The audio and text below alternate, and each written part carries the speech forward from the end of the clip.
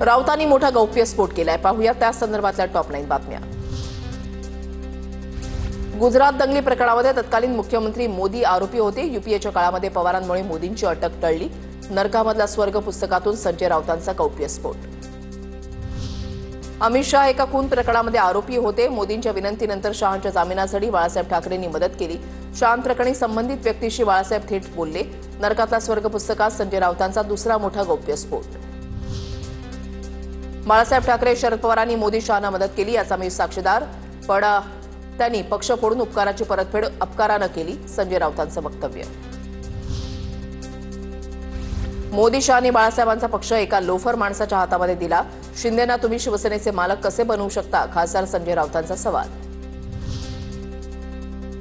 कथा कादंबऱ्या आणि बाल वाङ्मय वाचायचं माझं वय नाही, संजय राऊतांच्या पुस्तकावरून मुख्यमंत्री फडणवीसांचा निशाणा। गिरीश महाजनांकडून खासदार संजय राऊतांचा अतिरेकी असा उल्लेख। पाकिस्तानी दहशतवाद्यांशी लढायचं की देशांतर्गत अतिरेक्यांशी लढायचं, मंत्री गिरीश महाजनांचं वक्तव्य।